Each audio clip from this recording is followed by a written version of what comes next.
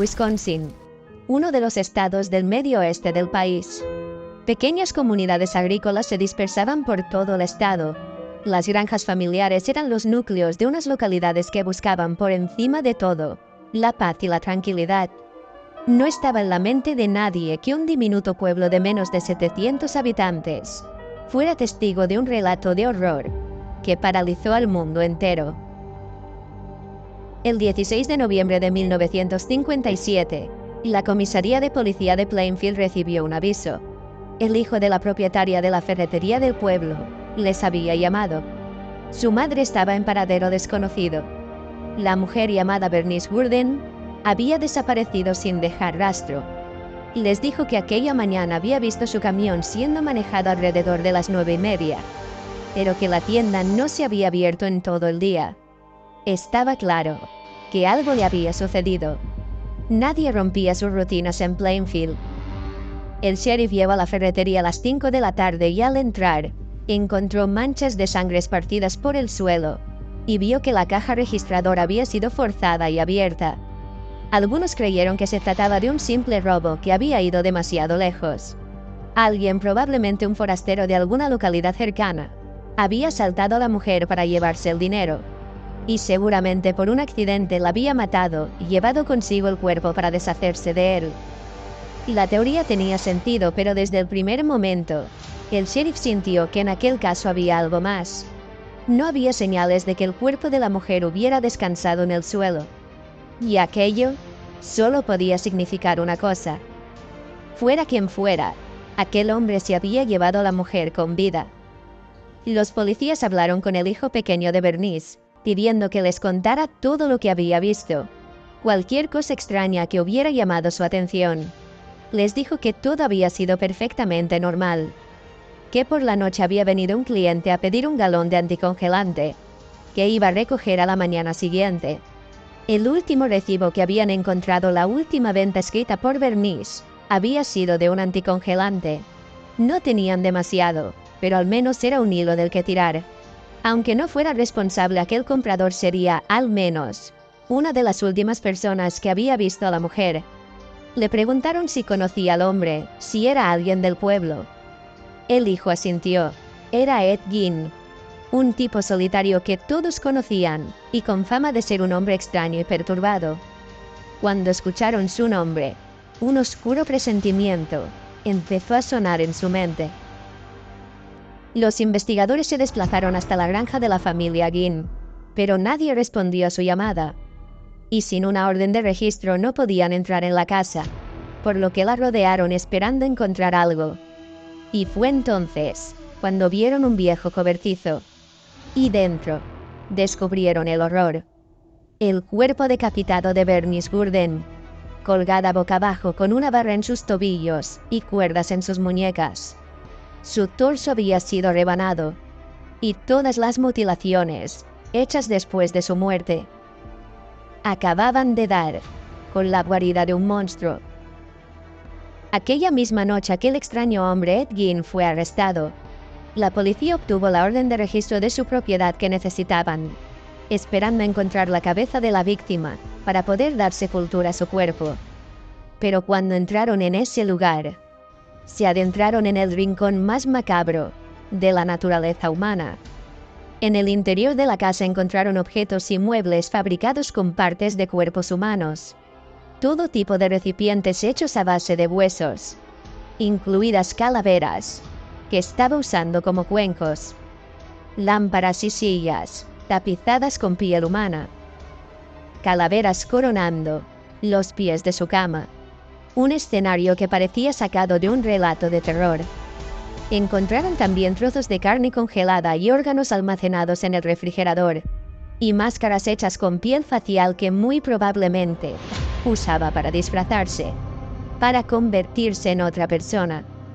Finalmente, los investigadores encontraron la cabeza decapitada de Bernice, así como los restos de otra víctima de asesinato, una mujer llamada Mary Hogan, una tabernera local que llevaba desaparecida 3 años, desde 1954. Habían atrapado a un monstruo, pero aquel extraño hombre desde las sombras del calabozo estuvo más de 30 horas en silencio, hasta que finalmente decidió hablar. Ed Gein confesó los asesinatos de Bernice Burden y de Mary Hogan, revelando también que había estado robando cuerpos del cementerio durante años, que había perdido la cuenta de cuántos cadáveres había desenterrado, una cifra entre 30 y 40.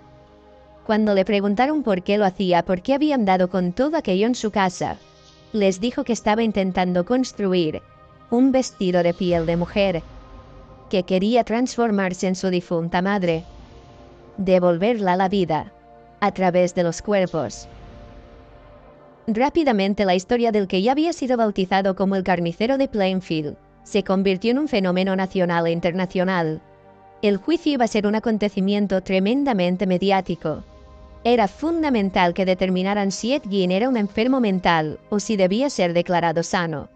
Y para ello, solo tenían una opción: viajar a su mente, reconstruir el pasado del monstruo. Ed nació el 27 de agosto de 1906 en La Crosse, Wisconsin, en el seno de una familia problemática. Su padre George era un alcohólico que abusaba de él, y su madre Augusta era una mujer con un profundo fanatismo religioso, que ejercía un fuerte control sobre su hijo. Cuando Ed tenía solo 8 años, poco tiempo después de mudarse a la granja de Plainfield, su madre empezó a leerle pasajes de la Biblia sobre la muerte y los asesinatos. Augusta inculcó a Ed y a su hermano Henry una visión distorsionada del sexo desde que eran muy pequeños, enseñándoles que todas las mujeres eran seres malignos enfermos de promiscuidad. La sexualidad era un tema prohibido, al ser considerado por ella como la raíz de todo el mal en el mundo. En su infancia ella había desarrollado la visión de que las mujeres eran instrumentos del diablo, demonios que tientan a los hombres a caer en el pecado. En esa espiral de dominancia y control impidió que su hijo se relacionara, destruyendo cualquier vínculo, cualquier amistad que el pequeño Ed pudiera intentar formar. Su infancia había sido destruida. Su madre se había convertido en todo su mundo. Una dependencia emocional hacia el daño que le causaba, que iba a alargarse toda su vida. Por la muerte de su padre por alcoholismo, su hermano Henry empezó a tener celos de la relación de Ed con su madre, lo que lo llevó a hablar mal de ella y a criticarla delante de él, despertando su ira. Y fue precisamente en esta época cuando las cosas empezaron a cambiar. En mayo de 1944, Henry murió en extrañas circunstancias durante un incendio en la finca. Oficialmente se consideró un accidente, pero siempre se especuló que Ed había estado detrás. Cuando el fuego se extinguió, alertó a las autoridades que su hermano había desaparecido.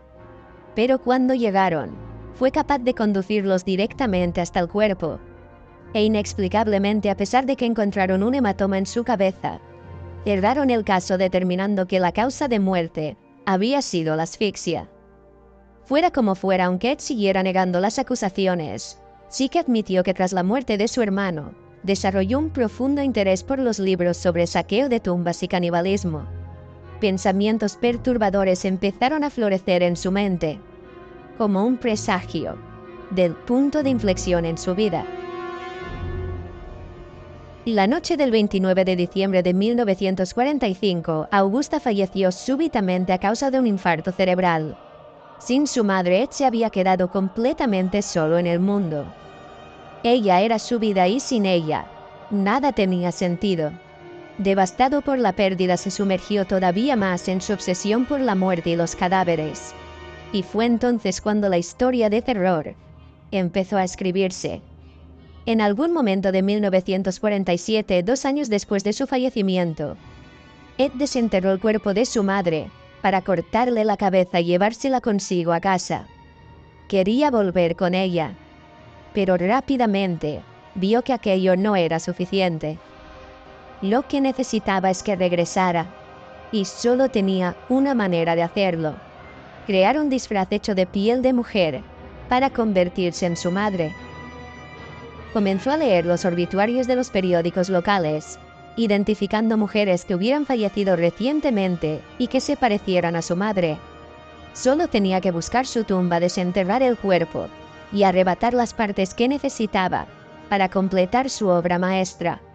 Ed confesó que observar los cadáveres le generaba placer sexual, pero que no había tenido sexo con ellos porque, como decía, olían demasiado mal. Y fue precisamente esto lo que hizo que en un punto de su obsesión, los cuerpos sin vida ya no fueran suficiente. Necesitaba carne fresca para crear un disfraz digno de su madre.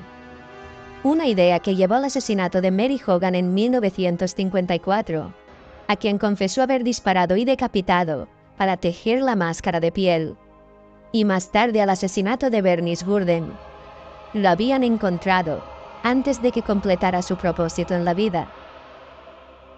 Antes de que en el sendero de la muerte encontrara su destino. Aquel que le devolviera a los brazos de su madre. Los psiquiatras diagnosticaron un trastorno de esquizofrenia, determinando que en ese momento no estaba en pleno uso de sus facultades, lo que le permitió eximirse de ser juzgado. Ed fue enviado a un hospital psiquiátrico de máxima seguridad, donde esperó varios años antes de que el proceso jurídico pudiera continuar. Finalmente, 11 años después, en 1968, una reevaluación dictaminó que ya estaba mentalmente competente como para declarar y defenderse ante un tribunal. Así pues, el 7 de noviembre empezó el juicio. Durante una semana la historia de Ed Gein fue disertada. A los 2 asesinatos confirmados se le sumaron 7 posibles más, que nunca llegó a confesar, y al menos 9 mutilaciones de cadáveres, pese a que habló de la exhumación de más de 30. El juez lo declaró no culpable por razón de demencia, ordenando que fuera internado en el Hospital Psiquiátrico del Estado. Ed pasó el resto de su vida en el centro, hasta que el 26 de julio de 1984, a los 77 años de edad, murió por una insuficiencia respiratoria. Y enterrado junto a sus familiares, pudo regresar al lado de su madre. La historia del monstruo de Plainfield se había cerrado para siempre.